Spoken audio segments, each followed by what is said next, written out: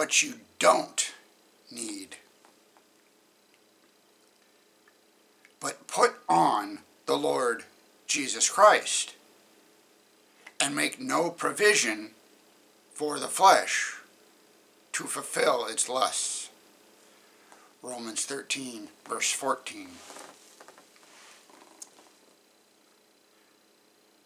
I'm just going to keep this one pack on top of the fridge to remind myself that I have the victory over smoking. Blake had told me that he wanted to claim victory over his habit. He understood that claiming victory was different than quitting, and that his job was to reckon himself dead to sin.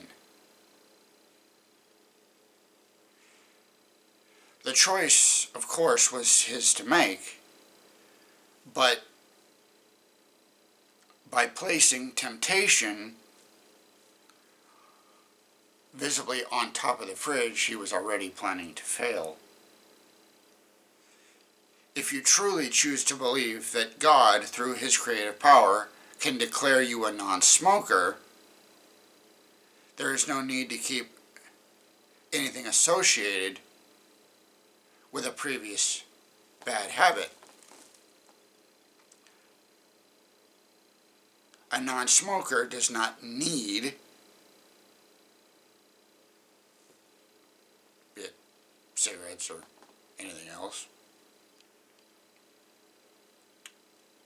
For that matter, a non-drinker does not need alcohol. And a non-whatever does not need whatever used to hold him or her in bondage. The practice of faith means that you choose to live as if God's promises are true, even on the days when you do not particularly feel it. If you choose to believe that God can remove your harmful habit from your life and give you complete and utter victory over it,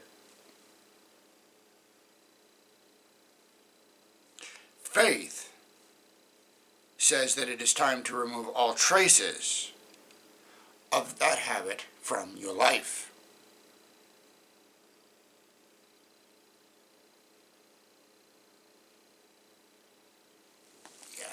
Don't want to be a pain in the foot about it, but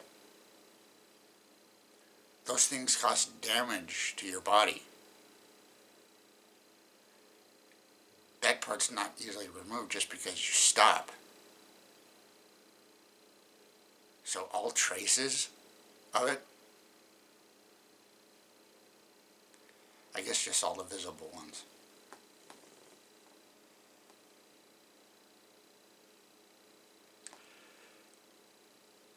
But as Paul explains, our role as believers is to make no provision for the flesh to fulfill its lusts.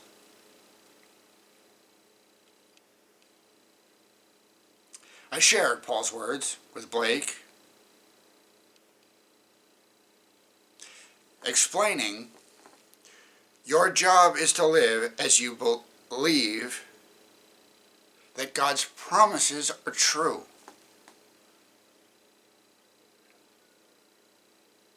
A non-smoker does not keep cigarettes in his house,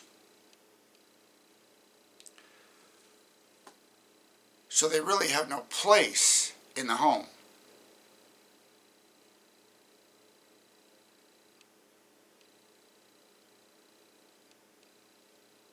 But a smoker needs a lighter, and a lighter's an essential tool. I'll stop.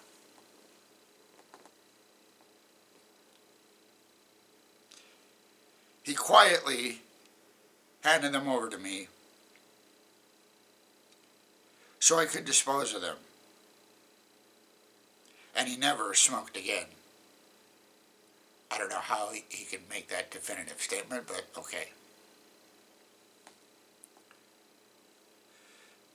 Victory over habits that are harmful, whatever they are, can be yours.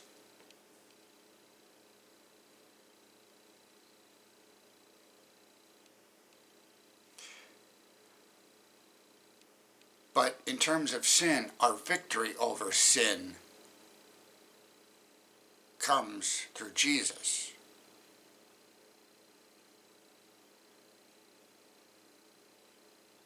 What we need to do is to submit to the will of God.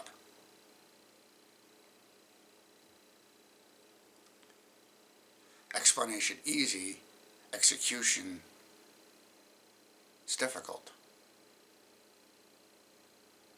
Because I know what's best. No.